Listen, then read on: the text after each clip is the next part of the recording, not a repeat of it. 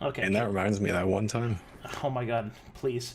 Can you guys check to make sure Bag Arcadum. can you check to make sure that the YouTube's live?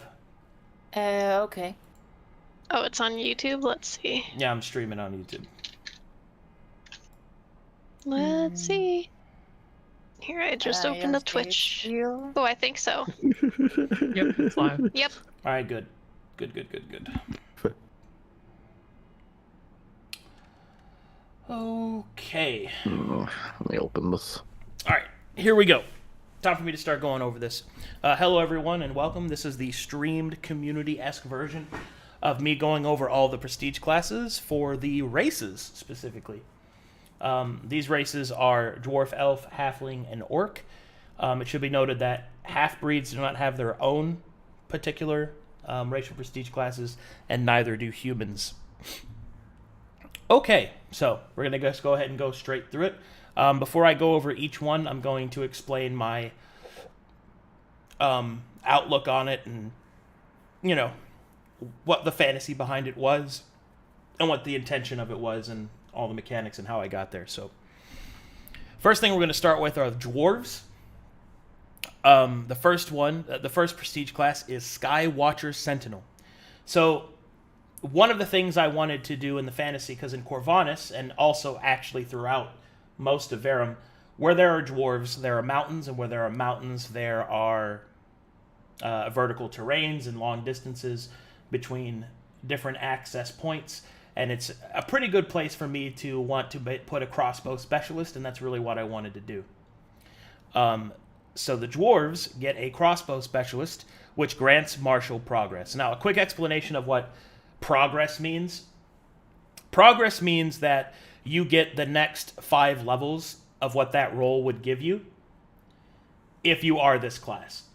So some of these will have only martial, some of these will have only mundane, or only magic, or only wanderer, and some of them will have both. The intention is that some of these classes will have more specialization towards a certain thing, and what they get in exchange for that is they have to give up the other half of their dual setup. The singular magic ones, of course, get spell progression and then specialization even further towards that. So the idea is I'm trying to keep this all balanced towards what this class gets, what they get it for, and what ultimate fantasy that they deal with. So let's start with the Skywatcher Sentinel, now that we have all that in progress. It's a dwarven crossbowman who specializes in long-distance warfare. You must be a dwarf, and you must also be one of the following base classes: fighter, ranger, and paladin. So that's actually an archaic thing that I put on there, because that was before I started doing the progress system, so that will probably change. So you will probably not have to be one of those 3. We'll see, though. I might put some limitations in there, because barbarians don't really get a lot out of crossbows. Next up we have is Skywatch Training. Gain exotic weapon proficiency with the Skywatch crossbow. If you already have exotic weapon proficiency, you gain the trick of this weapon. If you have the trick, you gain the mastery. In addition, you ignore the penalty to attack rolls made at the long range of your range weapons. So the Skywatch crossbow is a exotic weapon that is a repeating crossbow. It has a magazine. So this allows you to make multiple shots while ignoring the reloading property, so that you basically don't have to have the tricks and masteries for that. And it also can fire over a long distance as well. It's a very advanced piece of equipment, at least technologically speaking, for this era. Next thing you have is the Overwatch Stance, which is you may take an action to brace yourself against usable cover to stabilize your shots. Cover must be chest high and stable, or a braced tower shield. While in the stance, your movement is reduced to 0, and you may perform AOO on enemies that enter or move through your first range increment with your ranged weapon. It takes an action to exit the stance, and you automatically exit the stance if you are defeated, paralyzed, stunned, or critically hit. So the Overwatch stance is probably the most powerful part of this. It's really the access point to all the abilities that this thing's really going to be focused on. And that is, you essentially are able to give covering fire to enemies in a wide radius, but the sacrifice is that you cannot move. So this character will be focused around the fantasy of doing proper scouting, setting themselves up, and dealing with what a normal sniper would have to deal with. If you have a long range, lots of open space, not a lot of cover, then you're going to have a much easier time than if you're in a very small space with lots of cover. So, generally speaking, this will be a class that will be really focused on the theater of warfare, as well as what they're actually fighting. So, terrain will be very important, positioning will be very important, and this character will be more powerful based off of that. And then at 6th level, they get the sub-role of Adept that focuses on perception, because you need to be able to see the things you were shooting from such a long distance. Hold on, I've got to... Okay, that doesn't look important. Next up is 7th level's Suppressive Fire. Whenever you would attack the same enemy with 2 or more ranged attacks, the target has their movement reduced by 10 feet. This lasts until the end of your next turn. So the really important part of this is that it's a combo piece for people that want to use movement reduction, like for Pound the Nail. In addition to that, Suppressive Fire will also have the added benefit of actually being able to stop enemies from approaching you and approaching your allies. So the idea is that at this level, you would have the ability to put 3 shots on an enemy that just approached you before it gets its next turn, which will actually stop it. So when it enters, 10 feet reduction on your turn, 2 shots against the same enemy, 10 feet, and then 10 feet, so that's 30 feet total. So it punishes an enemy trying to break through your line, and you can actually, if you focus all of your attacks on that person, you can really lower them down. That might be changed to hit. I'm not sure if I want to do that, because one of the things that I want this to be about is, it isn't even about hitting, it's just putting down this attacks to make the enemy wary of it. So we'll see. One of the things to keep in mind is that even if their movement speed is reduced by 10 feet, that does not affect their dashes, because dashes is a separate action that uses your maximum movement speed. So if you are somehow arranged into this kind of area and are attacked by this, you would be able to ignore it. Well, not ignore it, but you would be able to get closer by dashing. The idea is that this slows enemy approaches so that they actually have to deal with you. So at 8th level is Concentrated Fire. Is whenever you would make a ranged attack on a target that an ally ranged attack this round, you deal an additional 1d10 physical damage to that target. So, Concentrated Fire is the fact that Skywatch Sentinels will be working together to fire on multiple enemies that approach, and that would translate to them working with fellow allies that also use ranged weapons. So this would be one of those pretty rare instances in which more of the group might be martial ranged rather than martial melee. It's rare that it happens, but when it does, I wanted to make sure there was at least some support for it. So, there's that. Next is Vigilance. You may have 3 different triggers for your readied actions that involve attacking. In addition, whenever you hit an enemy with a readied action attack, that attack is a critical hit. So this is really important because I needed there to be an extra focus on readying, because that's more or less what this class really is. You're ready. You're at the constant ready. You're about the one true shot, the very precise shot. And the idea behind it is that you'll be giving up your second attack if you're ready. And more often than not, your extra attack from AOOs as well. So that means that, generally speaking, you want to use Vigilance to try and stop enemies doing from certain things, and that you can lay down some extra damage. Also, so you guys don't have to follow along with the stream, I can just stream it in Discord. Sorry, I forgot to do that. Anyway, there's that. And then finally, you have the Mountain's Gaze. While in your Overwatch stance, its effects extend up to your maximum range, and whenever an enemy would be defeated by your ranged attack, you may fire an additional bolt at an enemy in range. This effect can only occur if the original attack was an AOO or a readied action. So, the idea behind this is that this is to deal with the fantasy. This is to allow the fantasy of a single, crossbowman holding a point against a horde of enemies. So, you'd be able to effectively just fire at a bunch of weaker enemies that you're able to kill with a single shot, right? And that's going to be far more possible than normal at 10th level, because at 10th level you're going to have a lot of juice. You're going to have, powerful equipment, things like that, explosive arrows, made, different bolts, like all kinds of stuff. And this will really allow you to kind of play into that. Also, I haven't fully finalized exactly what I want the Skywatch crossbow statistics to be, but I can tell you that I intend for it to be shot at its maximum range up to like 1,000 feet. So it's going to be a very long range. So being able to get to 10th level with this class means that you'll be able to attack enemies that may not even be able to see you from the distance that you're at. So that won't happen a lot. That'll probably happen very rarely. But the few times in which this character who went all the way to 10th level in this class will be able to actually snipe someone by the true meaning of that word, I think will be very rewarded in that moment. And that's kind of what I'm trying to do with this. So, yeah, that's pretty much it for that. And then it gets martial progress. Any questions about the Skywatcher Sentinel?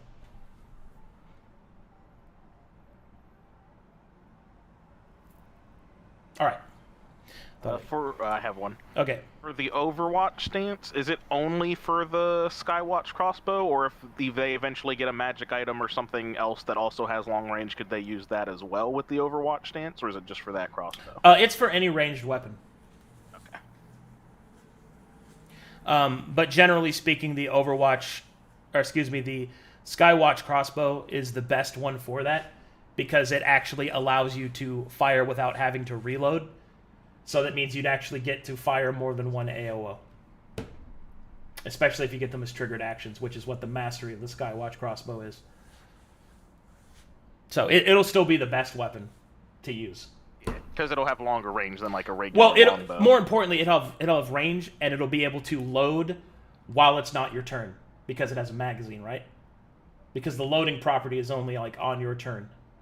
So this means that with the magazine of what it has and how you shoot it, you'll actually be able to shoot multiple times in a round, like for AOOs, and you won't have to reload. So that's the idea behind it. But you can use other ones, like a hand crossbow, if you wanted to do like a different kind of build. I mean, I did want there to be some variance, but generally speaking, it's going to be the better option. Anything else? All right. Next up is the Thane Adherent. So, this particular class was my first attempt to make a very specific non-combat class that's more focused on the political aspect. I've always been hesitant to use political-based classes because, generally speaking, they just don't see any play. That's my experience. I'm not sure why. I'd like to think that my factions and intrigue is compelling enough that it'd be worth to take a class. I think the problem more often than not in the past that I've had is that the viability of a political class is less attractive than the straight-up ease of a more straightforward combat-oriented class. But this was my attempt to really play into another part of the Dwarven race, which is their rigid hierarchy and their tradition of politics. So, the Thane Adherent essentially is a professional politician dwarf. It grants your choice of the Wanderer, Magic, or Martial Progress, because there's many different aspects that you could become a Thane Adherent for. You can do it through the various Wanderer trees, Magic trees, or Martial trees. You must be a dwarf, and you must have accumulated good standing with Dwarven society, and you must have history and persuasion trained. First up is the sub-role Adept, which is either history or persuasion. Sub-role of Professional, you must choose the Merchant, Scribe, or Alchemy kit. At 6th level, you get Political Acumen. Oh, that does remind me. One of the things I was thinking about adding to that was the Stone Cutting kit. But honestly, I think that the higher political aspect is going to be more focused on how you would be able to use those kits and items more effectively in combat, because I didn't want this class to be completely devolved of combat. I thought about adding Stone Cutting, but I also thought that it's very limited as it is in order for stone cutting to really have a big impact in what this class will do. But it is something I have been thinking about adding back onto it, and I probably will go back and do it. But I'm just explaining why there's only those 3 for right now. Next up is, excuse me, political acumen. You may add your wisdom modifier to persuasion, deception, and intimidation checks. You increase your prestige, glory, or similar abilities by 1. That's pretty straightforward on what that means. 7th is Thane's honor. While in the service to your Thane, you are instilled with an unshakable sense of duty. This grants you advantage to all mind-affecting effects. That's pretty straightforward, too, on why that's good. At 8th level, you get bureaucratic bulwark, which you can add your wisdom modifier to your AC. And in addition, you may add your charisma modifier to your constitution modifier. So, bureaucratic bulwark and rock and stone, I wanted to focus more on the racial advantages of dwarf kind, which is being hardier. Because the idea behind the Thane Adherent is that you are a representative of your people, right? As a dwarf. And so that means that I wanted to really focus not on class abilities per se, but more so on what the race provides. Which is why Rock and Stone and Bureaucratic Bulwark focuses on the hardiness of the dwarves. And their focus on wisdom. It's the idea is that I wanted to make a class that focused on the racial aspect of the dwarf, but I still wanted it to be viable and synergistic with classes that would generally make up a political-based character, which is why you get the charisma modifier to your constitution modifier. Rock and Stone increase the AR from all sources that are not item-based by an amount equal to your proficiency modifier. And then finally, at 10th level, the capstone is you become a Thane, which you have proven yourselves worthy of the dwarvish people. You gain an estate and the title of Thane. This bears many story and political advantages. Most notably, this character adds an ally slot to their party and increases the CR cap of this ally by an amount equal to their proficiency, and that ally must be humanoid. So generally speaking, your party can only have 1 ally slot, which is a special character slot of an added NPC that travels with you. The Thane Lord adds an additional one, which is a pretty big party benefit. That's a very big benefit. Are there any questions about the Thane Adherent? If you're a dual class, you still only have a selection of 1, right? With the martial magic wanderer and all that. What? If you're a dual class, like a bard or something who's got like a magic and wanderer, when it comes to grant you a choice, you get to choose one of them. Yeah, only one. Okay. Yeah.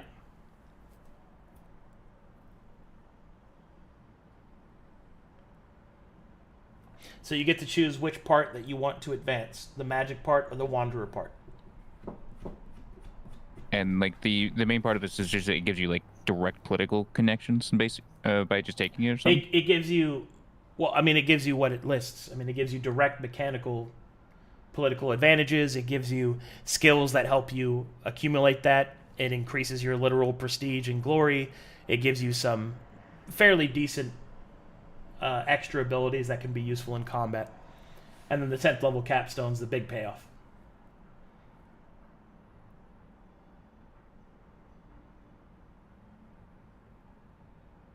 Anybody else have any questions? Alrighty. Next is the Forge Sworn. So, Forge Sworn grants mundane progress and a dwarven smith who uses the mastery of their craft in battle. Prerequisite, you must be a dwarf. You must either have forge arms or forge armaments feat. So, let me talk about this before I go into it. The Forge Sworn is essentially an item caster that dwarves get access to. They have a lot of extra stuff that they get to do, and it requires a very specific equipment set in order to operate properly. And I wanted to give the fantasy of an item caster of someone who is even more focused on crafting and actually using it in battle. I also wanted people to feel like they were Ornn from League of Legends. which is a heavy inspiration for the kind of feeling I want people to have when they play it. So at 6th level, you have the sub-role Professional, but you must use smithing tools. And at 6th level, you get Battle Forge. So you can use your hammer and anvil to provide temporary benefits to equipment on the battlefield. They are applied in combat, and you must be adjacent to your target. It is a bonus action to use these abilities, and they take 1 charge of your smithing tools. If used on a weapon, +1 to attack, +2 to damage, lasts 1 minute. If used on armor, +1 to AC, +2 to maximum AR. If used on a shield, +2 to all saving throws. And then finally, at 6th level, Hammer and Anvil. You gain a unique specialization in the Warhammer and Heavy Shield. Once per long rest, you may choose a Warhammer and a Heavy Shield. While you wield them, they gain the Forge Sworn property. You also gain proficiency with these items if you don't have it. While a Warhammer and a Heavy Shield are wielded together, with this property, you can use the ability Battle Forge. In addition, your hammer and anvil items have the upkept property on them constantly. You can also use smithing tools while wielding your hammer and anvil, as the tools are stored in your shield. It takes an action to refill it with a new smithing kit. So the idea is I wanted to make sure that people could have the hand space, they could have the storage space, and they can have all these abilities to be stackable together. At 7th level, you get Combat Engineer. When you use Battle Forge ability, you may also expend the use of your smithing kit to repair the AR of an ally you affected. Repairing it in this way restores an additional point of AR. At 8th level, you get Oil in Flux. You may temporarily grant properties to the targets of your Battle Forge ability. The properties are drawn from the properties of your armor and any item with the Forge Sworn property. These properties must be applicable to the item in question, and they last 1 minute.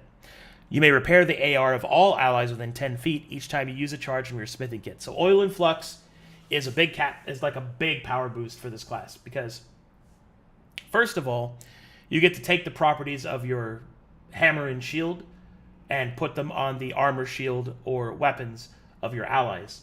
This is especially important because you have the ability to change out what kind of warhammer you're using or kind of shield you're using when you long rest, so that you can have several different kinds in order to set up for specific fights. Like, for example, you might carry a fire-fluxed warhammer in order to add additional fire damage when you're fighting things weak to fire, so on and so forth. You also have the ability to repair the AR of all allies within 10 feet, which is incredible efficiency for the smithing tools, and everyone here has seen how powerful AR really is, and having more of it is a very good thing. At 9th level, you get Crack the Shell. You may make a single attack with your Warhammer. If you do, the target must make a Constitution save, DC 8 plus Proficiency plus PCL, which stands for Prestige Class Level. If they fail, select Armor or Shield. That target loses all AR that item provides until it is repaired. So, what that means, until it is repaired, is it means that all that AR is gone. It can be restored in this temporary state if it is repaired, but if it's not, it's just treated like it's gone. And that's a pretty big deal. And at 10th level, you get Greater Battle Forge. You may now apply any properties of armor, shields, or weapons that you know of to the target. You must still possess the materials, and the item must be a legal target. So this adds your armor on the additional properties list, which means that you can just really start mixing and maxing out benefits from all these different armaments, all these different weapons, and things like that. Are there any questions about the Forge Sworn?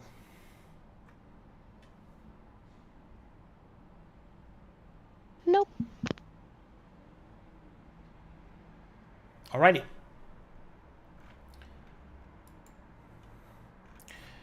me a second. Where's my water? Let me grab some water. Be right back. 2 seconds.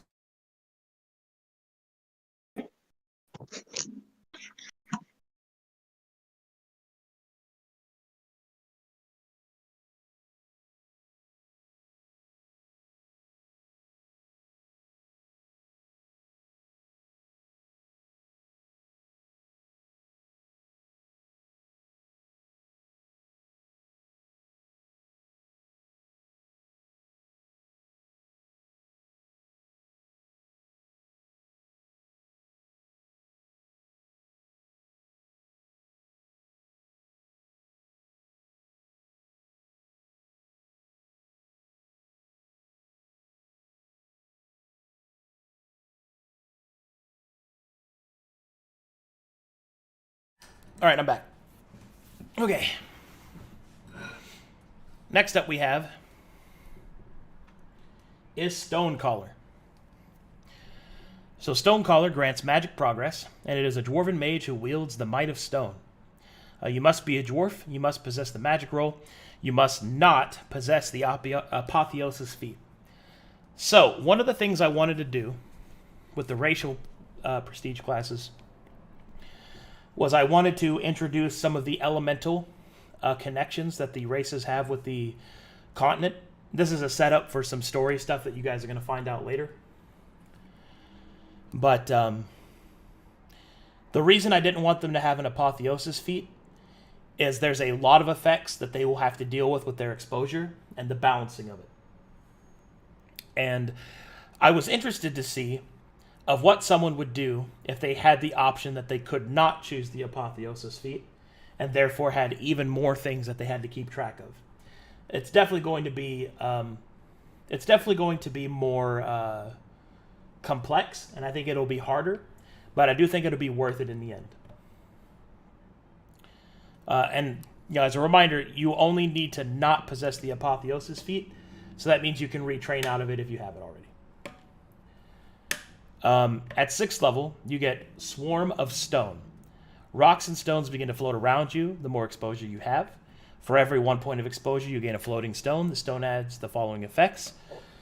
You lose 1 stone whenever you are hit with an attack. If you are damaged by lightning or thunder damage, you lose all of your stones. You gain +1 to AC, +1 to damage with crush weapons, and usable as ammunition for slings and spell effects that use projectiles. If used in that way, they deal an additional 1d6 crush damage. At the end of your turns, your stones are refreshed to your current exposure. At 6th level, you get Stone Blast. As an action, you may fire your stones at a target within 30 feet as a supernatural effect. Each stone is a ranged attack using your ranged spell attack modifier of your base class, and each stone does 1d6 crush damage with a heft equal to your casting modifier. You can choose any number of stones you have, but they are expended if used. At 6th level, you get Stone Augment. Whenever you would hard cast a spell, you may augment that spell with your stones to deal additional damage. If you do, you expend 1 stone per application of damage. Magic Missiles uses 1 and applies damage once to a single missile. Scorching Ray uses 3 and applies the damage to each ray. Firebolt uses 1 and applies the damage once to all enemies affected. At 7th level, you get Bedrock, which is you gain temporary hit points equal to your Constitution modifier at the start of each turn. This stacks with temporary HP from other sources, but not itself. At 8th level, you get Stone Call. As an action, you can expend your stones to call upon a rock slide to affect enemies within 30 feet of you. For each stone expended, these enemies take 1d8 crush damage. A successful strength saving throw of DC 8 plus proficiency plus PCL halves this damage. The area you summon this in is considered difficult terrain for 1 minute, but you are immune to this effect. Boulder Blast essentially is 1 large boulder thrown at a single enemy that attacks a saving throw instead of AC. The special thing here is that it's considered a siege weapon for special damage purposes. And then finally, at 10th level, you get Might of the Mountain. Your Stone Blast, Stone Call, and Boulder Blast class features can now be used as a bonus action.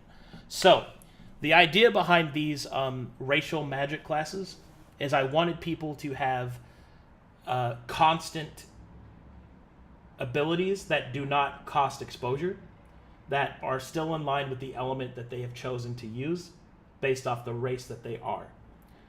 And the Might of the Mountain and all of the abilities previously are meant to make a dwarven Stonecaller a character that throws rocks at people, which is great, and is able to control their exposure in a way that hopefully they won't overuse themselves.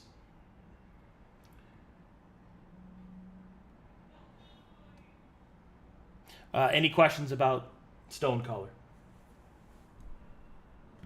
Would there be any like special what is it? Special I can't remember the word, but if you say where to use a gemstone instead of a regular rock, would there be any like special things that would happen? I can't remember the word. Interaction. Properties? Interaction. There you go. No. Or properties. Yeah. No. All right. Any other questions? I will say, as the resident magic roll non-apotheosis feat taking rock throwing guy, it does feel a bit bad that I can't go, that it's locked to dwarf specifically. That's more of like 2 cents. You need to make a deal. He's a king. I mean, Make me a dwarf? Like, oh, fuck that, actually. A bigger nerf. I don't know what to tell you. You should have been a dwarf. I mean, I didn't make it to spite you or anything. Dwarves are associated with Earth.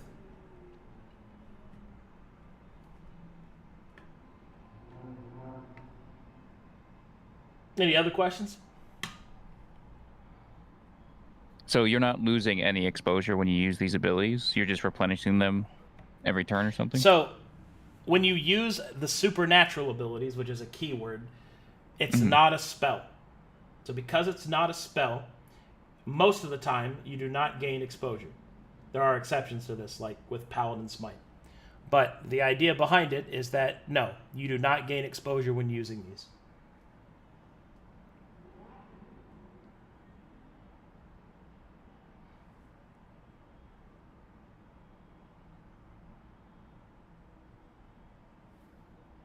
Any others? Alrighty. Next up we have is Elf.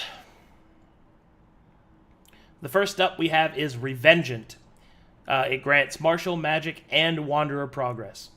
Please note that if you do not have the base form, you do not get the progress of the advanced form. So, if you don't have magic, you don't get magic progress.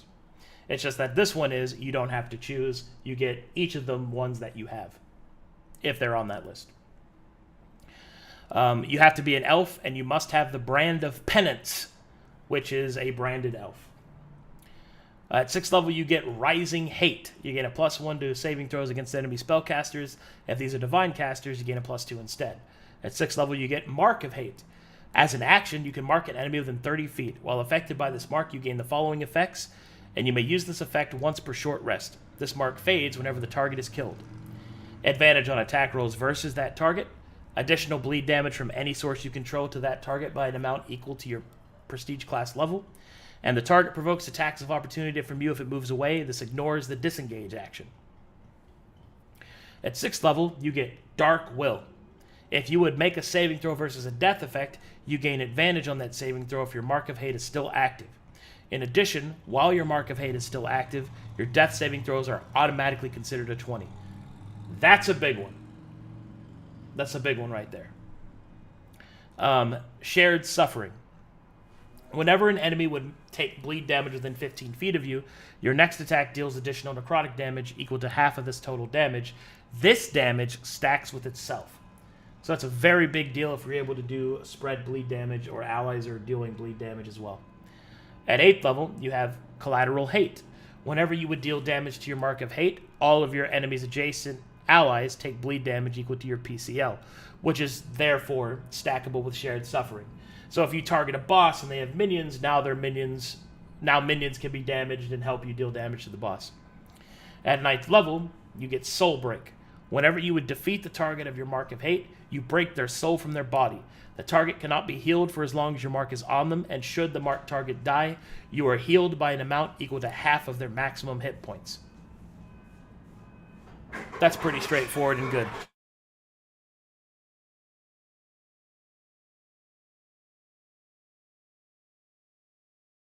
At 10th level, you get Weary Are the Wicked. You may use your Mark of Hate a number of times per short rest equal to your proficiency modifier, which at that level is 4. So the idea behind this particular class is I really wanted to focus on the vengeance aspect of the elf, because that's what the branded elf is supposed to represent. An elf whose age or threat of their ancestral knowledge was so great that they were branded by the church so that they could be forever tracked. Unfortunately, I think most elves that have been played have taken that just because it's an HP buff, and not the heavy implications that come with it. So this was a way for them to explore that particular aspect of their character, and I think more importantly, really expand out on what this particular brand of hate that the elves would have, and be able to express that. Because elven hate is a lot older than other forms of hate. So,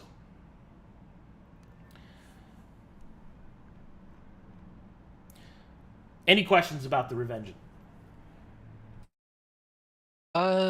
Is the 9th level soul break considered like super evil, or how does that work? Is it like, oh, you chose the evil hate class, so gotta roll with it, kid? That depends entirely on whether or not you think vengeance is evil. And also, what's the difference between justice and vengeance? Something to explore. But no, it is not automatically evil all the time forever, no. So, does your mark fade if you get defeated or go unconscious? Nope, it does not. Nope. Only if your target is killed. That's what makes Dark Will very, very good. Mm-hmm. The shared suffering feature, the stacked damage. I assume if the attack misses, you lose that buildup of damage, right? Yes, because it's the next attack. Yeah. Just want that clarification. And that doesn't care if it's spell attack. It's or an attack. It must be an attack, but no, it doesn't care. Neat.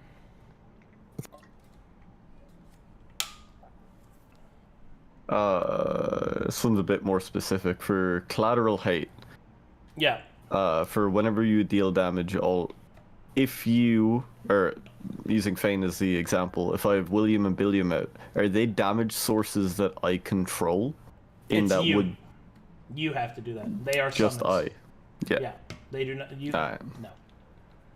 I figured. Again, it's just clarification. And the reason for that is because William and Billiam, or any other summons for that matter, do not have the brand of penance, which is where your hate is drawn from. Yeah. Checks out. However, spiritual weapon would count. Because that's a spell effect, not another creature.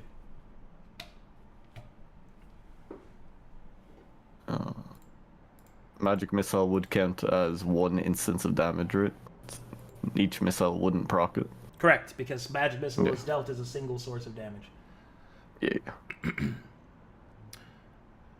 Cool.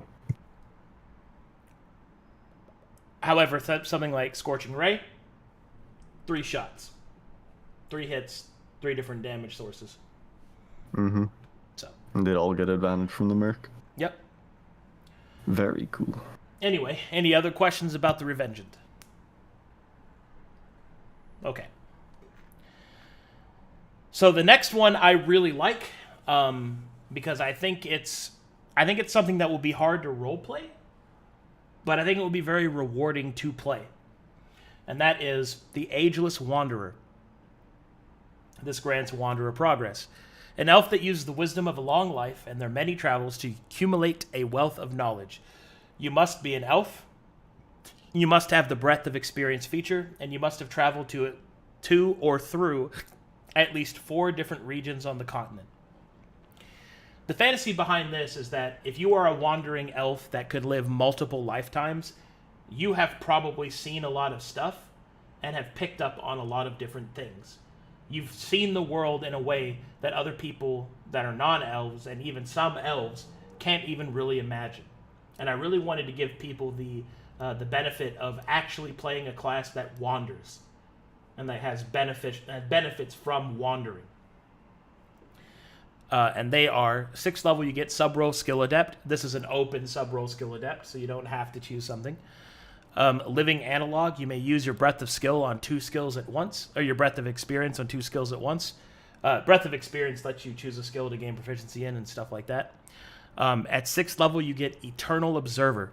Choose a non-foreign race other than your own. You gain the Wanderer role passive that race receives. That is a very big bonus. It's very cool. Next up is Ancient Instinct. You may add one of your mental modifiers to your AC in addition to your dexterity modifier. That's a pretty big benefit. At 8th level, you get Veteran Traveler. You may re-roll all overland travel events after you know the result. In addition, you are immune to the slow condition. You may trade in your level 8 feat for a feat of any base class. That's very good. Everybody knows why that's good, right? I would presume that everybody knows why that's good. That's crazy. At 9th level, you gain the Farm Roamer feat, even if you already have it. So that means you could potentially get that feat twice with this class. Farm Roamer being that you get to have it count as having multiple backgrounds. And then finally, at 10th level, you get Dream Walk. Whenever you would die, you may resurrect yourself as an action within 10 days of your death. Once you use this ability, it cannot be used again for 1 month. Any questions about the Ageless Wanderer? What is the Breath of Experience? Is that part of the elf? Yes. It's the free elf racial ability. Once per long rest, choose a skill, you gain a bonus to that skill equal to your character level. Oh. Yeah. So it lets you choose 2 skills to have big bonus to. Though I do have a question. So does this Ageless Wanderer, is there a certain threshold where they become like actually ageless, or do they just stick to the normal elf lifespan? It's just their own elf lifespan, which is ageless to the people of, like... If you can live 700 years... Yeah.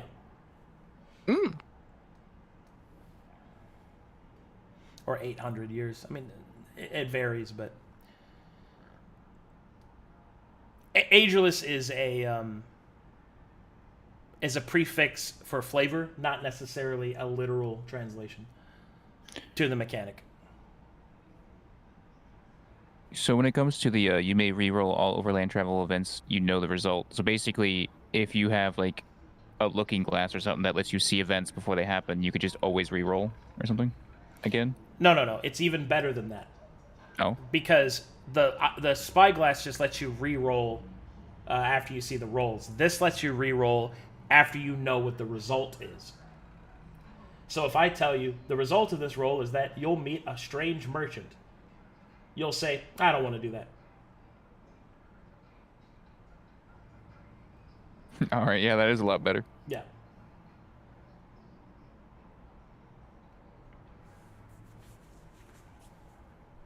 I'm assuming the Dreamwalk is going to have like a lot of other stuff attached to that, right? RP stuff? What do you mean? Well, yeah, there's going to be story stuff that happens when somebody uses it for the first time, but it's pretty straightforward mechanically.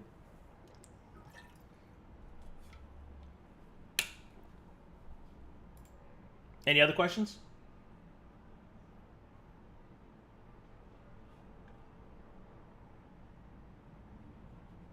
Okay. Next up is Gate Guardian. It grants martial and mundane progress. A peerless warrior whose speed is a wonder to behold, a guardian to the western gates. Prerequisite is, you must be an elf.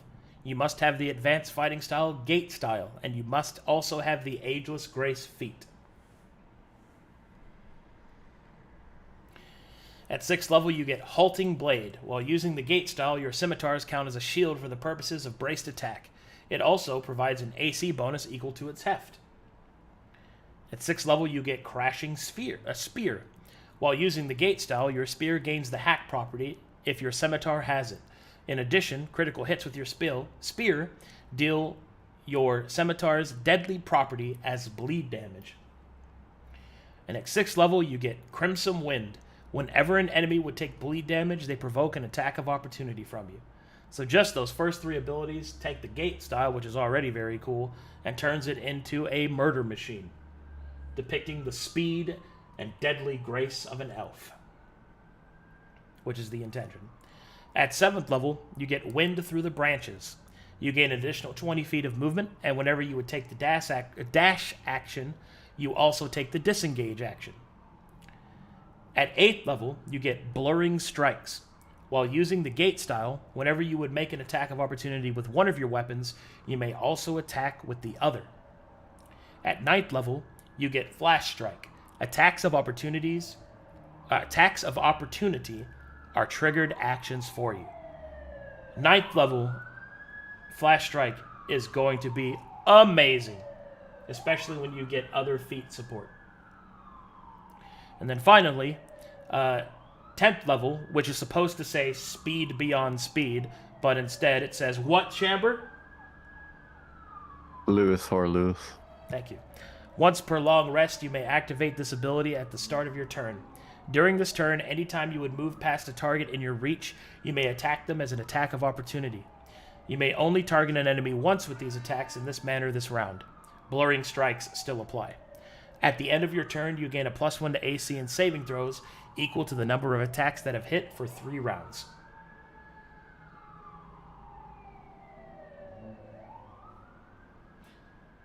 So, the fantasy of this is, I wanted people to fight with what... So, elves are supposed to be fast.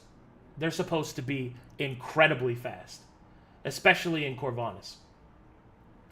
So, what I wanted to do is I wanted to take the gate style, which is a style based off speed, and I really wanted it to apply in a manner that I think would just be great and would really showcase the elven speed that I wanted to showcase. So, that was the whole focus point of this, and I wanted to turn that kind of strange fighting style of spear and scimitar into something that could really hold up to the other advanced fighting styles with their full support.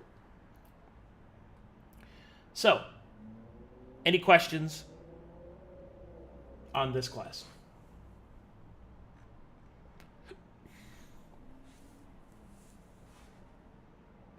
No. Seemed pretty straightforward. It is very cool. All right. Yes. Next up is Mist Speaker. So this one, much like the Stone Caller, operates under the same fundamental aspect that I wanted there to be supernatural casters, but they'd have to give up the Apotheosis feat. And the Mist Speaker is the Elven one, and it's focused on water instead of earth. At 6th level, they get Falling Rain. Rain begins to fall around you as you increase your exposure. This rain falls in an effect around you in a radius of 60 feet. This rain is only active in combat. If you receive fire damage, your rain becomes inert until the end of your next turn. The rain is inert if you are unconscious. While in your rain, you and your allies are healed at the start of their turn in amount equal to your exposure. At 6th level, you get Swirling Mist. Whenever you cast a spell that affects an ally, you may grant that ally invisibility for 1 round. If you do, you also grant yourself invisibility for 1 round. At 6th level, you get Rhyme Circle. Whenever you would cast a spell, you may have waves of cold air blast your enemies, and all enemies within 10 feet of you take 1d8 points of cold damage equal to the level of the spell you cast. At 7th level, you get Serpent of the Mist. As an action, you can manipulate the mist created by your rain. This mist may either attack an enemy or soothe an ally. The serpent can affect only enemies or allies within the range of your rain. Attacks made by the serpent use your spell melee attack statistics and deals 1d6 cold damage per point of exposure you possess. If used on an ally, it heals them for 1d4 points per point of exposure. At 8th level, you get Misted Haven. Whenever an enemy would attack you, that enemy must make a wisdom saving throw against your spell DC. If they should fail, they are blind for 1 round. This can only affect an opponent once per round. At 9th level, you get Prison of Mist. As an action, you select an enemy in the area of your reign. That enemy must make a DC 8 plus proficiency plus PCL, dexterity saving throw, or be trapped in a prison of frosted mist. This creature gains the restrained condition and takes cold damage at the start of its turns equal to your total exposure. This creature may attempt to escape this prison by making a strength save against the DC of this ability. And then finally, at 10th level, you get Surge of the Soul. Once per long rest, you may revivify a slain ally. So, this is the supernatural support, one of the supernatural support casters. Specifically, the big focus on this is obviously healing your allies over time, dealing minimal damage to your enemies, well, doing some damage to your enemies, and then also being able to lock out enemies with Prison of Mist. It should be noted that Prison of Mist does not increase exposure, and it does not have a limited number of uses. So, there's a very big potential that a Mist speaker at higher levels can lock down several enemies while also healing people. And once again, the fantasy is the same as the Stonecaller, but just with water. And I wanted to split Stonecaller... I wanted to split the 4 elements into 2 offensive and 2 supportive... class types. With their own kind of mixing as well. Any questions about the Mist Speaker?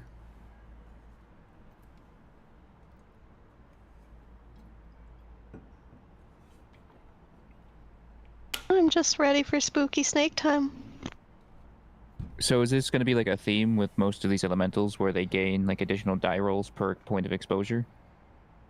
They'll get something like that. Yes. Oh, okay.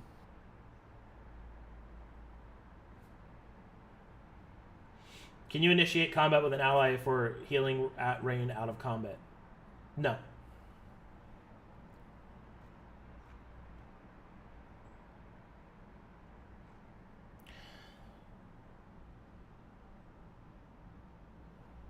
Anybody else?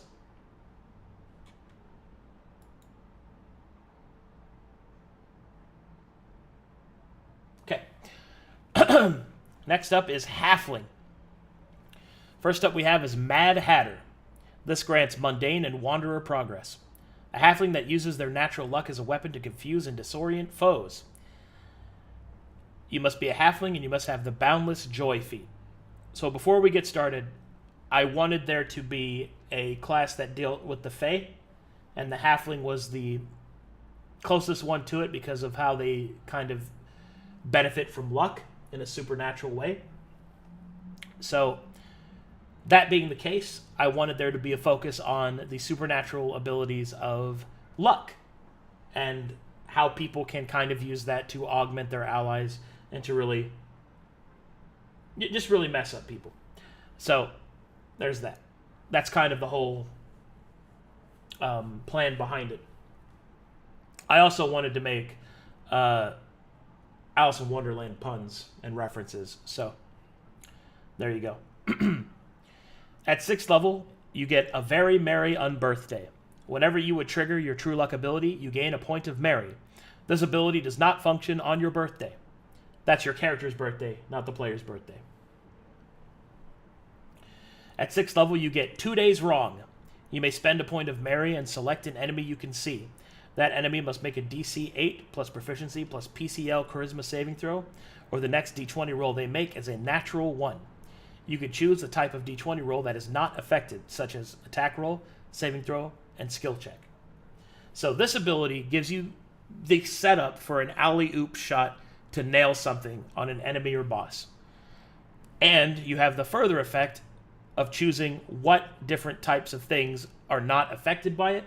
So an enemy, it is harder for an enemy to waste it.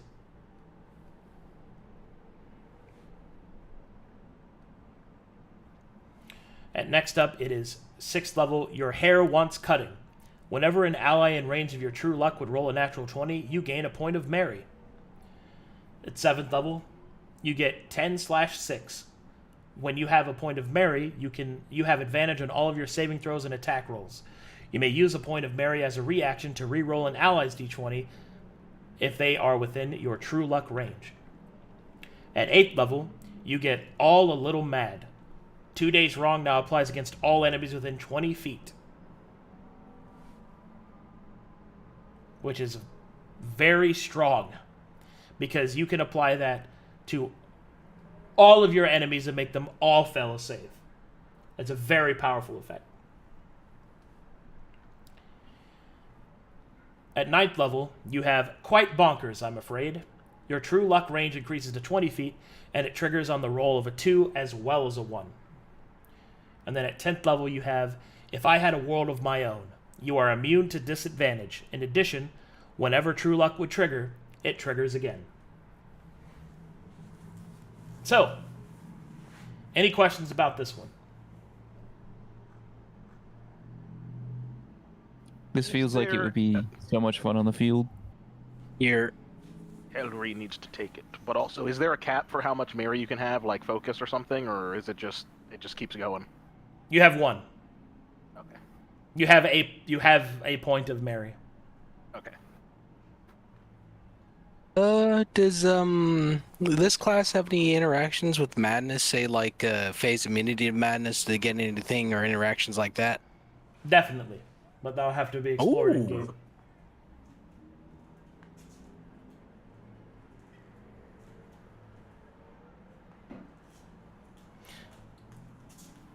Any other questions? The 6th level ability, you just choose one of them that you don't want it to affect, and it's kind of like the other two can be used for it. So the reason the 2 days wrong. Yeah. So 2 days wrong, you get to choose one of them that this effect does not affect because it affects the next d20 roll they make. Okay. So in order to keep an intelligent enemy from just blowing it on a skill check instead of on a saving throw or an attack roll, you get to choose which roll you do not want it to apply to, and then the ally is and the enemy is not able to easily get around it. Because the idea is like if you throw it on a boss, right, and the next d20 roll I make is a fail, well, and somebody's casting Hold Person, well then I could say if I was an intelligent enemy with cunning, I would like to make an Arcana check to identify the spell that you're casting at me. And then I roll a 1, I don't know what it is, and then the saving throw is rolled normally. You see what I mean?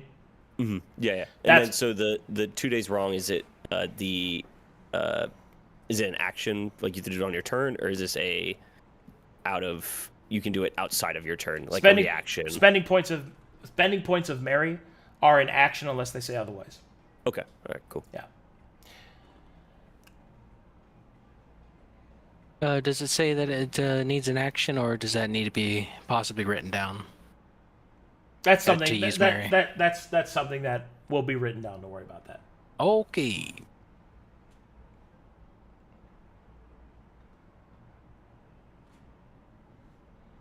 It's really cool though. Yeah, it's very potent because it's a completely luck-based ability. Because if everybody's rolling really mid, then just straight none of your abilities will activate. So in order to keep this Feast and Famine class from being too feast, I had to make it worth it. So.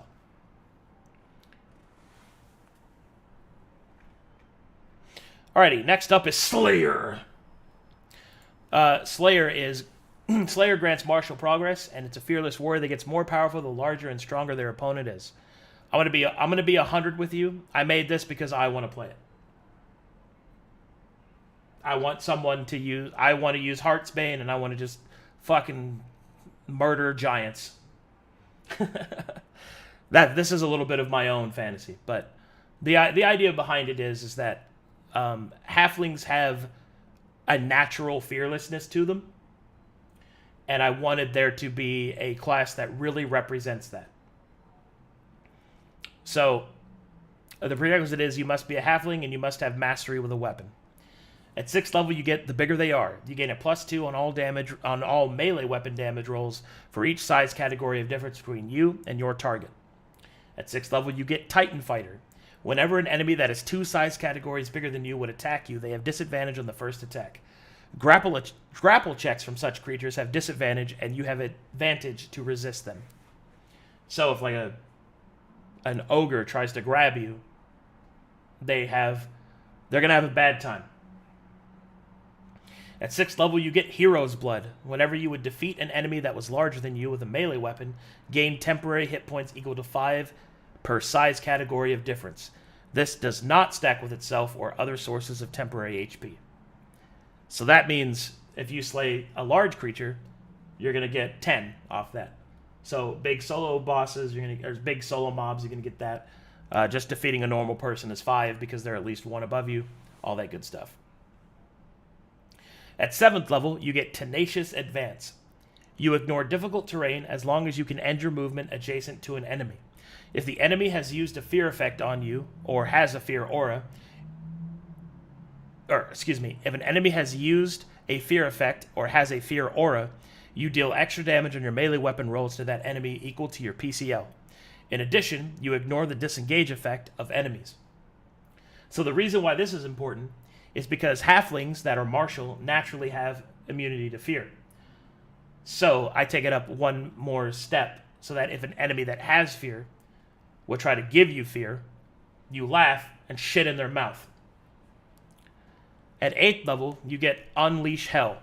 Whenever you would defeat an enemy that was larger than you with a melee weapon, you may attack another enemy in range of your weapon. That's pretty straightforward there. At 9th level, you get Vital Seeker. All melee weapons you wield increase their critical threshold by 1. And at 10th level, you get Show Me What You Got.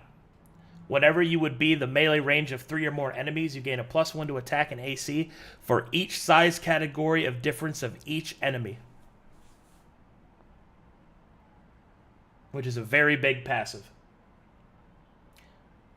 You got 3 ogres? I got 9 reasons to not give a shit.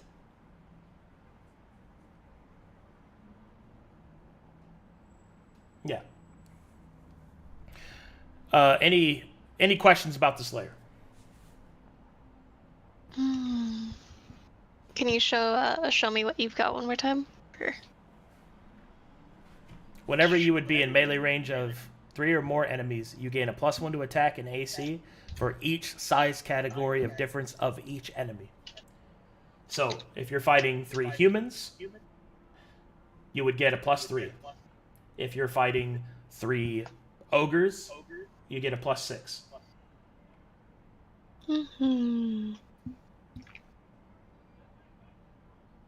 Okay. Yeah, it does overlap with one of Talon Shadehawk's abilities, but very cool.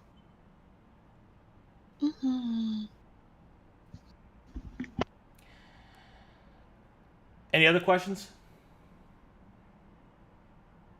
So you could cast like Enlarge Reduce, reducing them, make them tiny, and then... Yeah, you could do that if you wanted. Yeah, just wondering.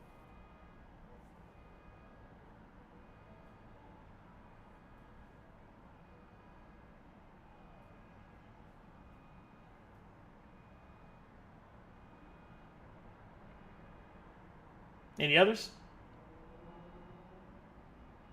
Alrighty. Next up we have is Orphaned One. This grants Wanderer and Magic Progress. So before we go into this, this is really to play into something that's not really explored all that much, even though it is something I've tried to make apparent, which is that halflings look like children. And that could be a pretty big boon. And it's something that happens quite a bit.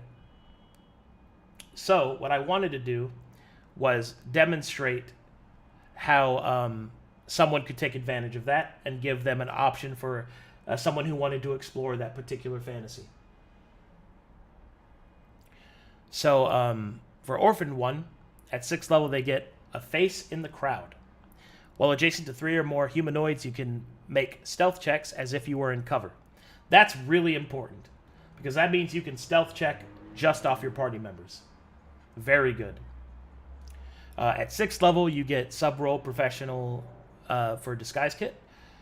At 6th level, you get Dart and Dash. Whenever an enemy with disadvantage would miss you, you may, as a reaction, move 5 feet and make a stealth check as if available, or if able. So that means if an enemy tries to hit you, they have a disadvantage, move, stealth, disappear. Pretty good stuff. At 7th level, you get Guilt and Guile. Whenever an enemy that is affected by your False Child feature would make a saving throw versus a source you control, that enemy has disadvantage on their saving throw. So, for those of you that don't know, False Child is a feature that makes it whenever a humanoid would attack you for the first time, because you look like a child, they have disadvantage out of the hesitation they naturally have. Well, that's why Dart and Dash is good, because you can automatically trigger stealth pretty much the first time any humanoid attacks you. At 8th level, you get Faceless Child. Whenever you would use your disguise kit, it refreshes your false child feature for all enemies in the current combat. In addition, you have advantage on your next attack roll against an enemy who misses you with disadvantage. At 9th level, you get Parental Facade. You can select an ally within 15 feet whenever you are attacked or missed by an enemy, due to disadvantage from the false child feature. That ally may attack that enemy as a triggered action. This can only occur once per ally per creature, even if your false child was refreshed. And at 10th level, you get Lingering Innocence. If an enemy would be affected by your false child feature, they are instead affected for 3 rounds. In addition, at the application and at the start of each of that creature's turns, it takes psychic damage equal to your PCL for the duration. Any questions about False Child? No, yeah. Very good.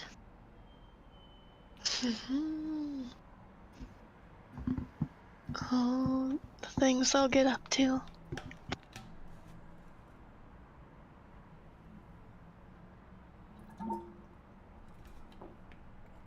Okay. Next up is Wind Whisper.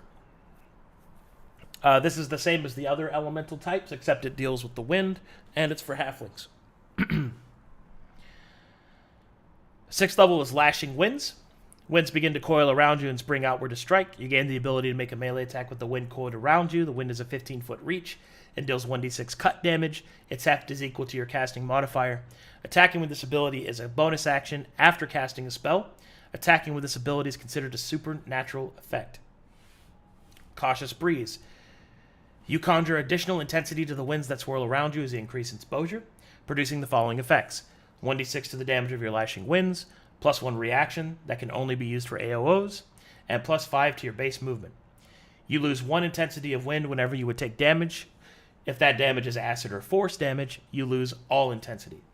Your intensity resets at the end of your next turn to your current exposure. At 6th level, you get Punishing Torrent. You can make AOs with your Lashing Winds ability. At 7th level, you gain Freedom of Movement as a constant supernatural ability. That's important because it's very hard to remove that. 8th level, Twin Elements. Whenever you would deal thunder damage with a spell you hardcast and strike an enemy with your Lashing Winds ability in the same round, you deal an additional 5d6 lightning damage to that enemy, and the same thing is true of the reverse. At 9th level, you get Protective Pulse. At the start of each of your turns, all enemies that are within 15 feet of you are pushed back 10 feet. They may make a DC 8 plus proficiency plus PCL strength save to avoid this. Enemies that are affected by this movement provoke attacks of opportunity from you. And then finally, at 10th level, you have Sky Sovereign. You gain a fly speed of 100 feet as the winds carry you by your will. In addition, once per long rest, you may become a tornado. While in this form, you can be attacked and harmed normally, except you are immune to all ranged attacks that are not siege weapons. However, you become gaseous and huge. At the start of each of your turns, you move in a random direction equal to half your base fly speed. You automatically use your Lashing Winds ability against random enemies in a 15-foot area around you and within your space. You use this ability a number of times equal to your PCL. You may take no other actions while in this form, other than to end it as an action. You maintain this form as long as you wish or until combat ends. Any questions about this one? Holy shit. I am afraid of Sky Sovereign. Ron, The will you see this tornado, one? when it moves you automatically 50, is that using up 50 of your movement, or is that just something that happens and you still have your full movement for the random direction? No, you don't get to move. You just move randomly. You don't have any. You are a tornado. Ron, The one. only action you can take is the action to end it. You just are a tornado. Nice. The Lashing Winds, the 6th level, the very first 6th level ability. Cautious Breeze. Yes. So say I'm at 0 exposure. I build up to 3 exposure, so I'd have 3d6 to the damage. It's 1d6 base. 1d6 base, so 4d6 lashing wins. Yeah. Next turn comes around, is it still 4d6, or does it go back down to the base? It's whatever your exposure is. Okay, all right. I didn't know if it was like because it talks about resetting, so that's the only... Your intensity resets at the end of your next turn to your current exposure. Gotcha. So unless your exposure went down somehow, then, okay. Yeah. Any other questions? Okay. All right, it's time for Orc. Orc. All right, so Orcs get Chieftain, grants martial and mundane progress. It is an Orcish war leader that inspires and invigorates their troops to great abandon. A quick aside, come over here for a second. The Chieftain, I was worried that was going to be too similar to the Battle Herald, even though they do have a similar role. So I wanted to focus more on the very offensively based, kind of more savage, brutal, get in there, fuck them up type of leadership. Leading by example, as it were. So that's the kind of the that's the fantasy I wanted an orc chieftain class to really portray. I wanted them to feel like the biggest orc there, right? It's very like 40k orc mentality. So yeah, that's the fantasy I wanted to approach with that. At 6th level, you get by example. Whenever you would critically hit an enemy, you increase the critical threshold of all allies within 30 feet by 1. This lasts until they critically hit, miss an attack, or you are defeated. Whenever you would defeat an enemy, you increase the weapon damage of all allies within 30 feet by an amount equal to your PCL. This lasts until they critically hit, miss an attack, or you are defeated. These effects stack. That's pretty straightforward. You just fucking hit them. Like me. Hit them. It's like that.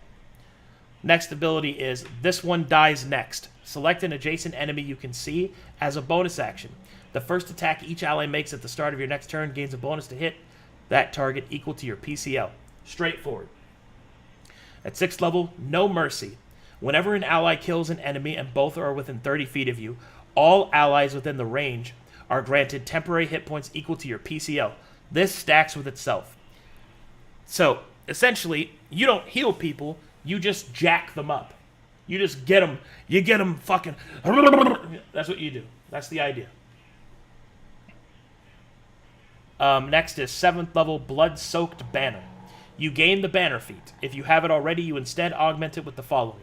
You may dip your banner in the blood of a slain enemy as a bonus action. If you do, all allies deal additional weapon damage on their next attack to your PCL. You may only use this once per slain enemy. At 8th level, you get Roar of War. You gain the Warcry feat. If you already have this feat, you instead augment it with the following. Whenever you would defeat an enemy with a critical hit, you may activate your Warcry feat. Your Warcry lasts for 3 rounds instead of 1. So, Banner feat is a fighter feat, and Warcry is a barbarian feat. I didn't want this to be like a cross-class prestige class, but I also did not want to deny proper access to either of those two classes. So instead, I made it to where you could make a barbarian chieftain or a fighter chieftain, and you'd have different effects and different leanings depending on which one you wanted to be. But you still got both. At least the base stuff. At 9th level, you get Charge of the Host.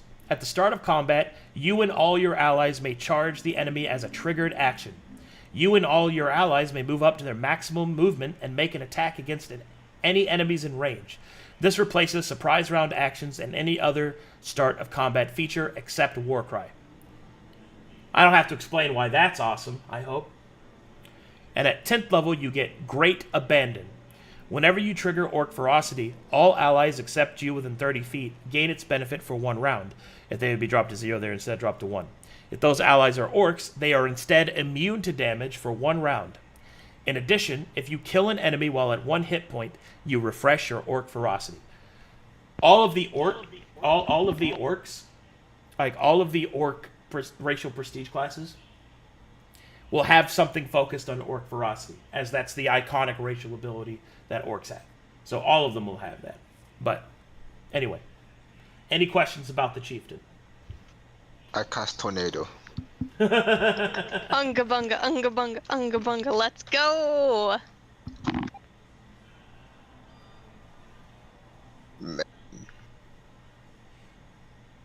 Yeah, when you see this, run. Anybody? Anybody else? All right.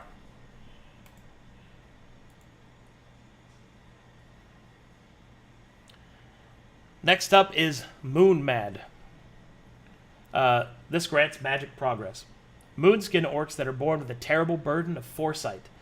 The prerequisite is you must be an orc, you must have the magic roll, and you must have the Moonskins feature. At 6th level, you gain the sub-roll Adept for Insight.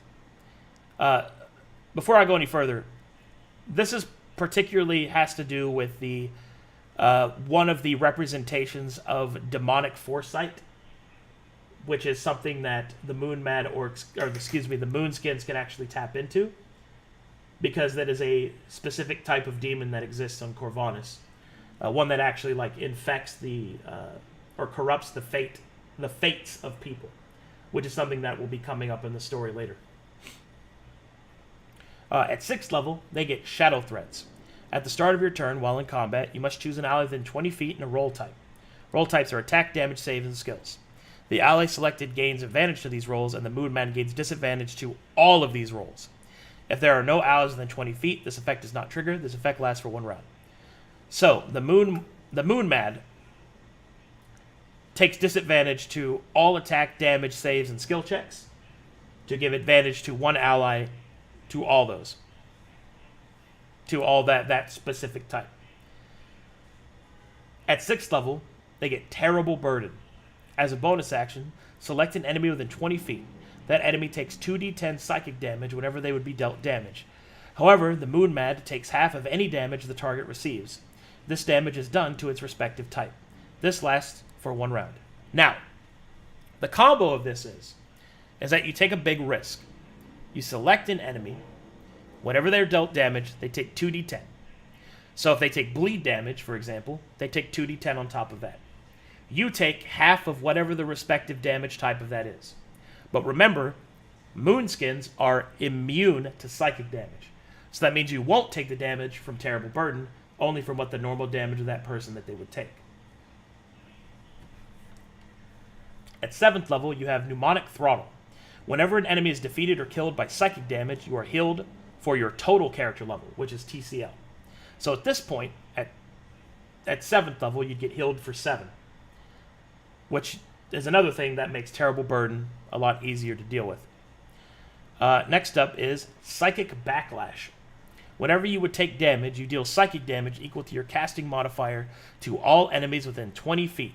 In addition, whenever an ally within 20 feet would take damage as a reaction, you can take half of that ally's damage as you cry out warning to their fate.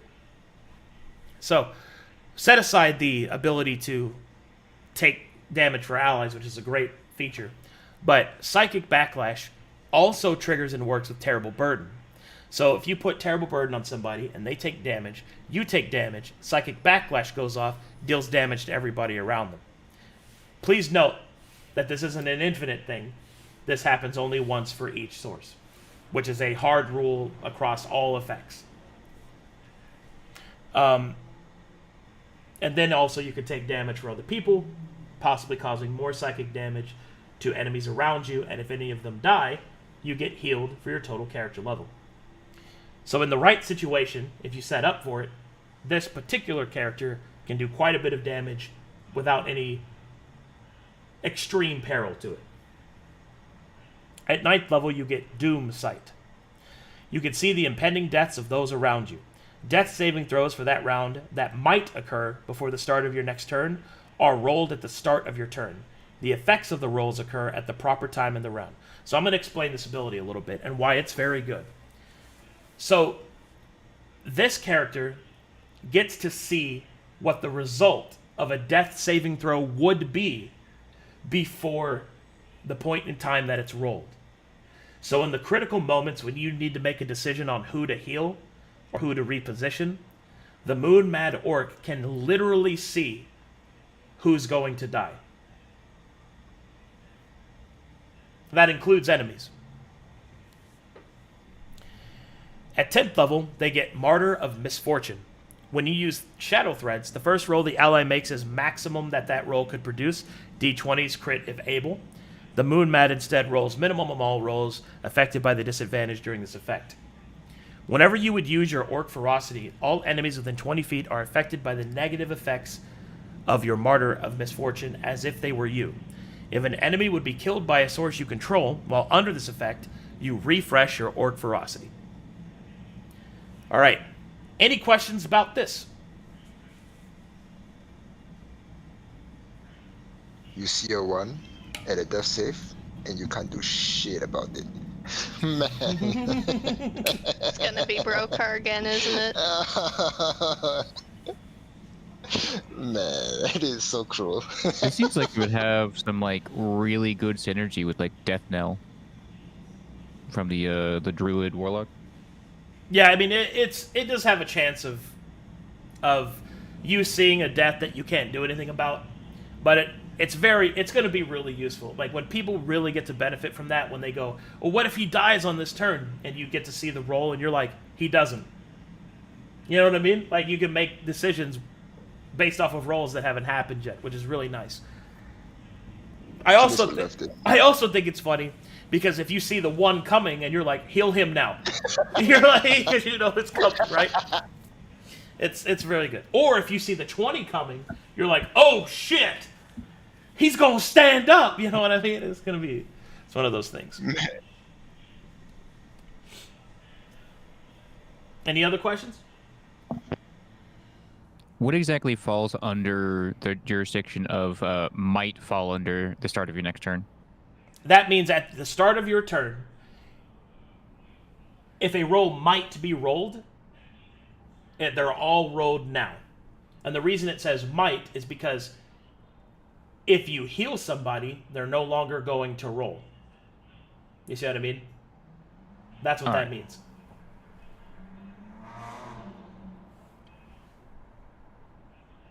Since I, unfortunately, as the DM, cannot literally see the future, I have to put might there. For now.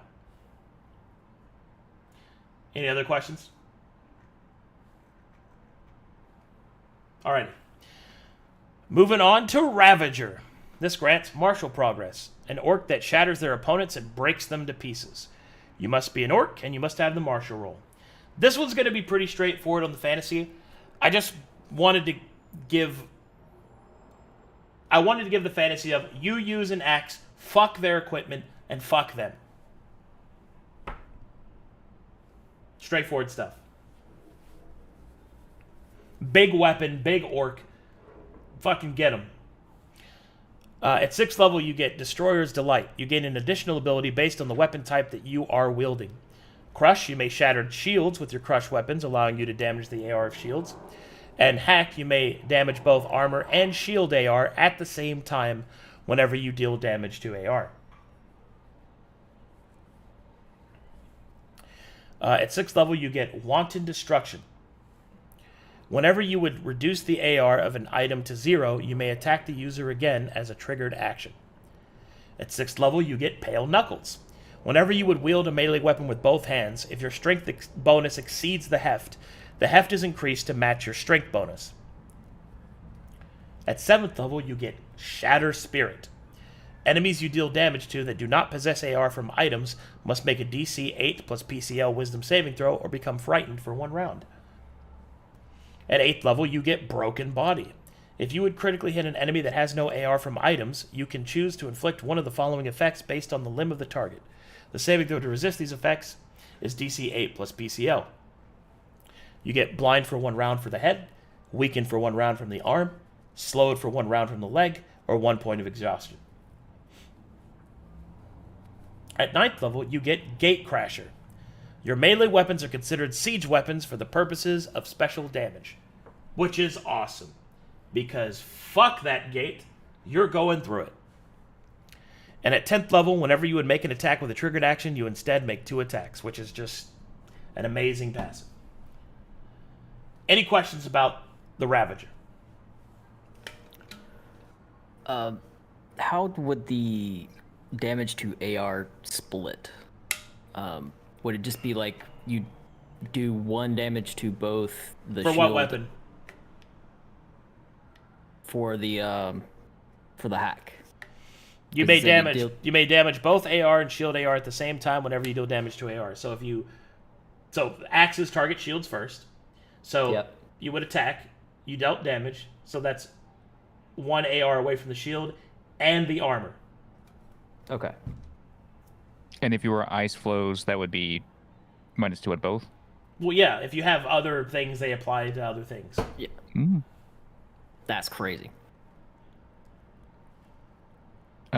Broken Body has no cooldown, right? It's just every time you crit? Yes, every time. Oh, God. Hit them. Berserker. Fuck them. You could kill them in 6 turns. Oh, the reason that they get no cooldown on it is because the DC of the save is very low. Like Shatter Spirit, when you get it, is a DC 10. Yeah, initially, right? Yeah, I mean, eventually it'll be higher than that, but they're lower DCs, but you get to keep hitting them with them. So.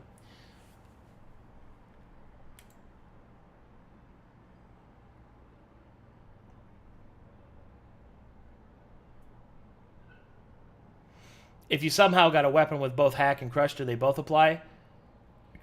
I mean, they could, but it wouldn't really do anything. It wouldn't change anything. Because Hack can already damage shields. So.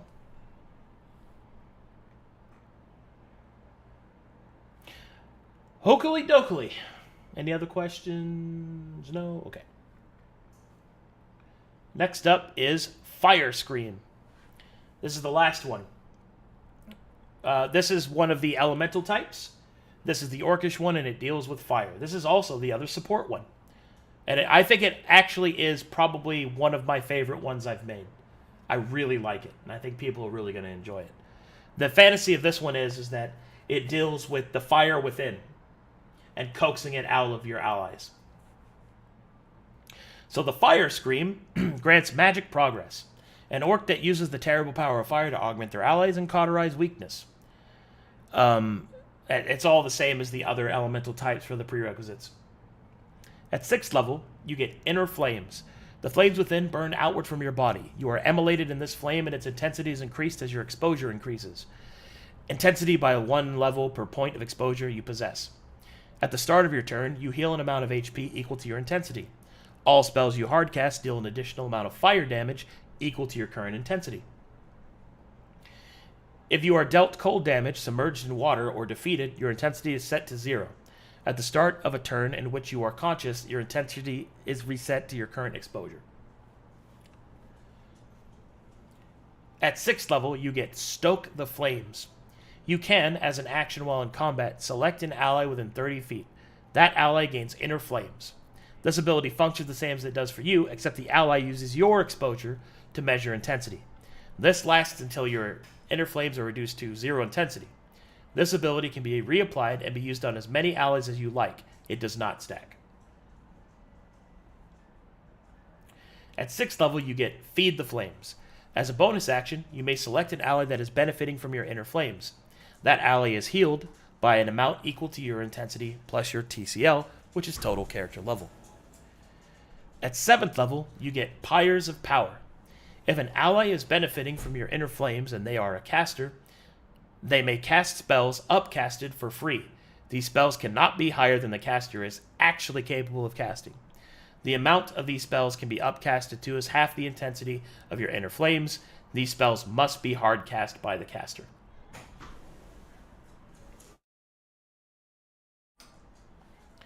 At 8th level, you get Pillars of Flame. Oh, hold on. As an action, you can activate the Inner Flames of your allies, but not you. If you do, all enemies adjacent to one of your allies takes fire damage equal to your PCL. This occurs for each ally. At 9th level, you get Immolation. At the start of your turn, enemies that are adjacent to you take fire damage equal to your TCL if your inner flames have any intensity at all, which is total character level. And at 10th level, you get World Fire. If you or all of your allies have Inner Flame active, at the start of your turn, Pillar of Flame activates as a triggered action. Whenever you would trigger Orc Ferocity, you may trigger Pillars of Flame and feed the flames on all of your allies but not yourself. If an enemy is killed by fire damage from this ability while you're at 1 HP, you refresh Orc Ferocity. Any questions about the Fire Scream?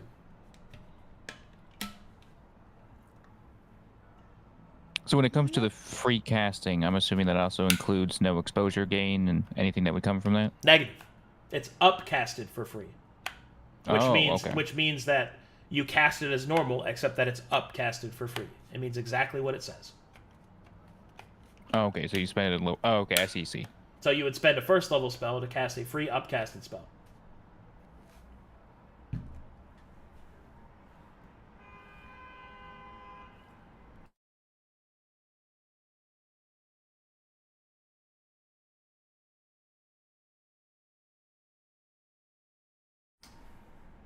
Okay. Anybody want to... Okay, now that we've gotten to the end of the list, anybody want to point out some favorites they have or have any general questions or comments? No, Mad Hatter, by far. Oh, yeah. I really dig Fire Scream. My only concern is just going to be the limitation of your exposure, because you don't have an apotheosis, so it's... That's the point. Yeah. So you just got to be very, very careful. Yeah, the idea is that you're doing less hard casting and you're doing more supernatural manipulation. Mm-hmm. Yeah, I was gonna say I'm really interested in the Mist Speaker for my character specifically. Yeah, there's a few classes that have ability to deal with their exposure, so this could be pretty crazy on quite a few. Mm-hmm. I do have a question though. What's up? About Mist Speaker is with the like the falling rain at 6th level while your allies are in the rain, at the start of their turns they heal an amount equal to your exposure. Is that the current exposure that is active on you, or is it total exposure? Like, for example, if you're a hedge wizard, you might have like 3 floating exposure. Would that be included in the calculation? It is your current exposure. Okay. So because the 3 floating exposure isn't on me, it's on other people temporarily, Correct. It would not count. Got it. Cool. I would like to see a chieftain brute, kind of like from Halo. That would be pretty awesome for orcs. Yeah, a lot of these seem really engaging and have like some kind of mechanic that's, I would say, is like well developed and like really helps engage in like a multitude of different ways. What I wanted to do was to maintain the same thing I've been doing, which is I want each class to have one unique thing that they do, like something that they do that nobody else can do in the same way. And one of the things is, like, for example, Ravager, even though it has a bunch of attack stuff, they're the only one that gets to treat their melee weapons as siege weapons. Which is sick. Yeah. And then, that's really what I wanted to do, but... Oh, you get some guy just running around calling themselves the Siege Master, riding upon a giant mastodon, I'm gonna crump 'em. With a big-ass great club, you like, fuck that door. Nah, fuck that shit, bro. Let me be a dwarf up on a fucking hill sniping people. God, like, Skywatcher Sentinel is probably my favorite out of all of these. That's so cool. I love Skywatcher, really? but... Awesome. It's... I don't know. I probably will never get to play it, but, like, out of all of these, I think that one... It satisfies my brain in a way that none of the rest do. Except maybe Mad Hatter. I think Mad Hatter is definitely up there, but... That's like a shoo-in. Chaos of Mad Hatter. It's so cool, but nah, a sniper rifle dwarf. Give me that. I know Luke's screaming that he's not a dwarf now. Just I know, I called it too. shoot off a bunch of rocks. No, I'm not screaming or like upset about it. I think it's unfortunate. Hold I'm not him on a mad. beard, I'm just can he become a disappointed. Forge I think the elementalist ones they're a very cool set. Yeah, I really like the way the elementalists are set up, especially like the support ones. Yeah, like I think the cool thing about Fire Scream is that as the fight goes on, like the intensity is going to go up. You'll get to hit more people with your inner flames, and it's going to be sick, man. It definitely has like some of the biggest AOE potential out of anything. It does have a slower burn than the others because it does require you to set up, but burn. Yeah, you see what I did there? Yeah. Yeah. Yeah, fuck that troglodyte horde fight. Flame scream and kill them all. I mean, like, you do that or Primal as well. Yeah, this is cooler though. Oh. I also liked, what was it, Revengeant? Revengeant's pretty good. Because the just absolute level of just fuck this one guy in particular that whole class Yeah, has. that's what it's supposed to be. Is fuck that guy. This one dies. Because that would, like, basically make a contingency plan just a death sentence, right? I mean, you just... combat would still fade, but yeah. Soul break. Oops. Just snapped your snow out of your body. Oh well. Snap your snow. Shut up. Will mono classes be archetype based or just general class based? They will be based off of various roles, but they will have specific class leanings, but none of them will be, well, at least I will try my best to make sure that none of them are super leaning into a class that you couldn't feasibly take it with another one of that similar role. So how would leveling, like say Tellery took Mad Hatter and he got Mundane and Wanderer, 2 roles he doesn't have, does he gain those ranks or no? What? I'm just trying to think like mechanically with the whole role progression. If you don't have the roles, you just don't gain the progression. Like say if Tellery took it. It only gives progression to those roles. That's it. Okay. So if Tellery took it, for example, he wouldn't get anything for magic. And he would also get nothing for martial. So he wouldn't get any role benefits. He would only get the base abilities.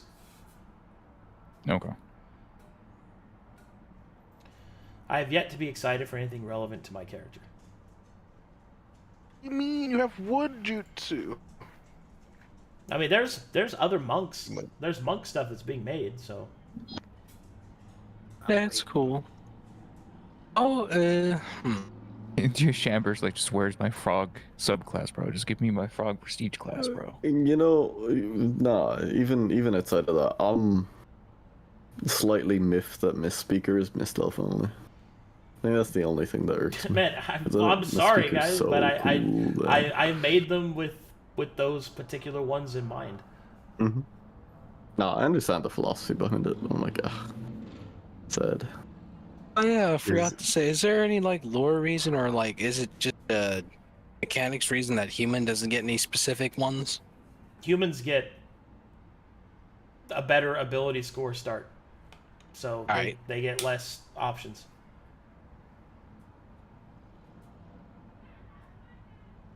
Now, that being said, the regionals are going to have lots of stuff, and anybody can take those, even foreigners and shit. So, because regions aren't locked to regions, they're just separated by region categorically.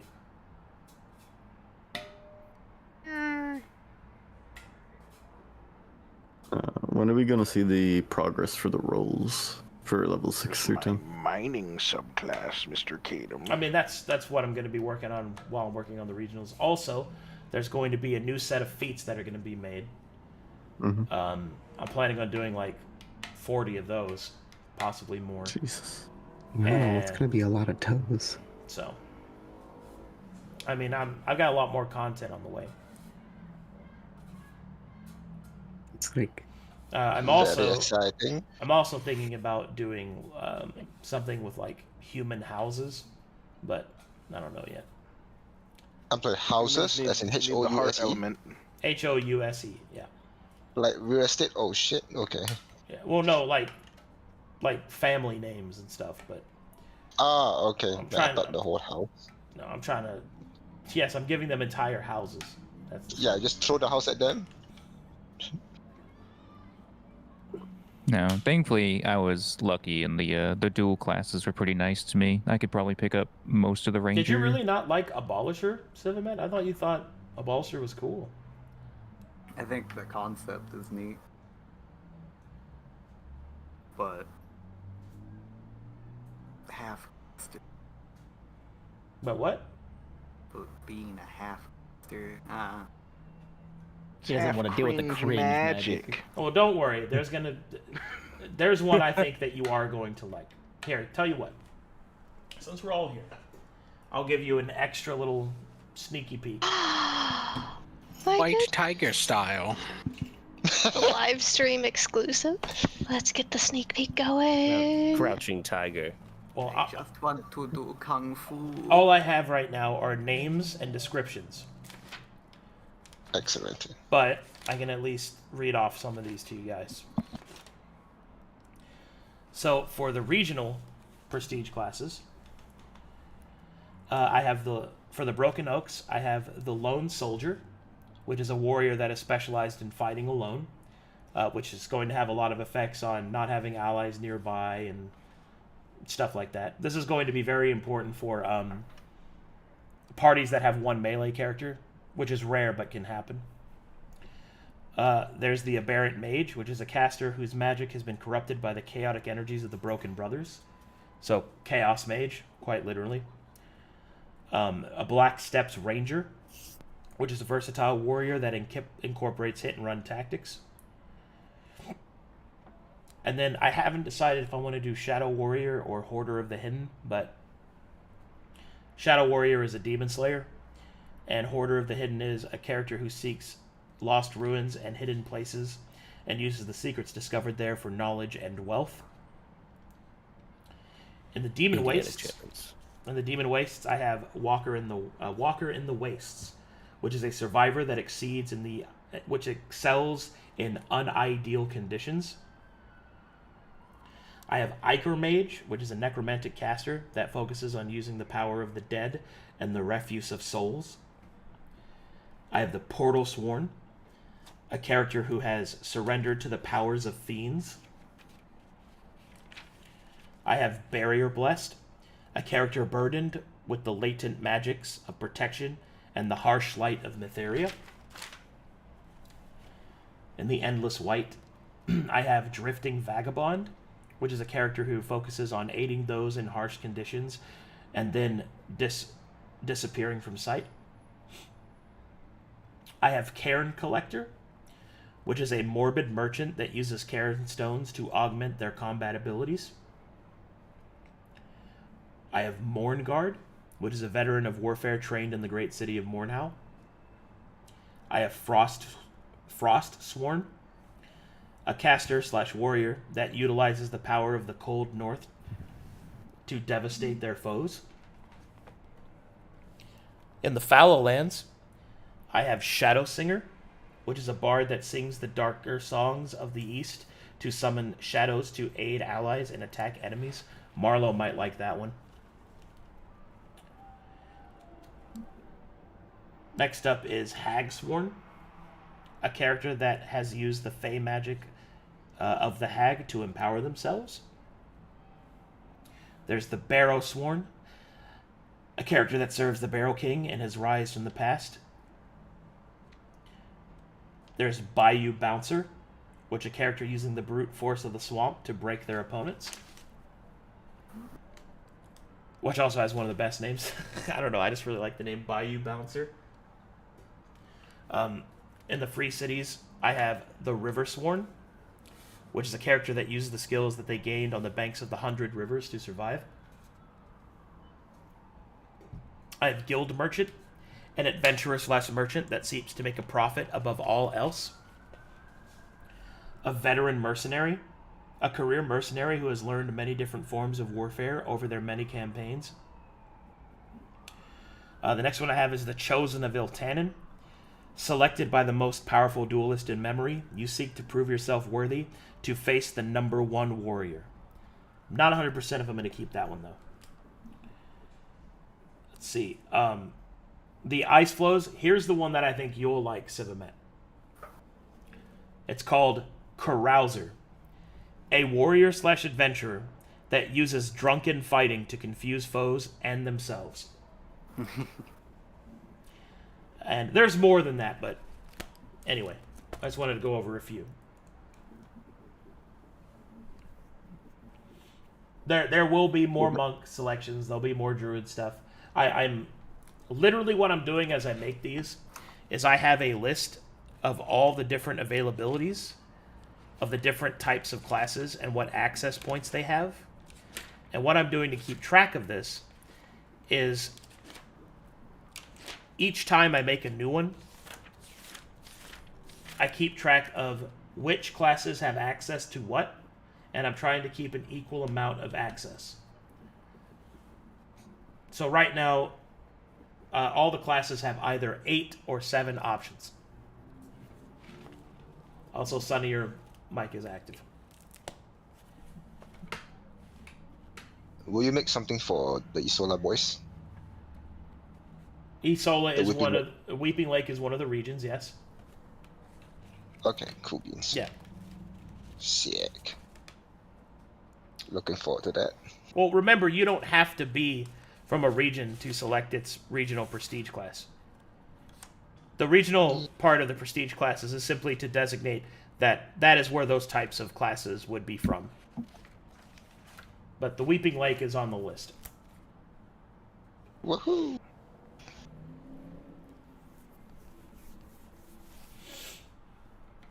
Whew. Alrighty. Well, that will conclude the stream specifically. Thanks for watching, everybody. Thanks for supporting the channel. Thanks for checking out all this new stuff. And thanks for all your support. We'll look forward to showing you guys the finished product. Thank you. Bye-bye.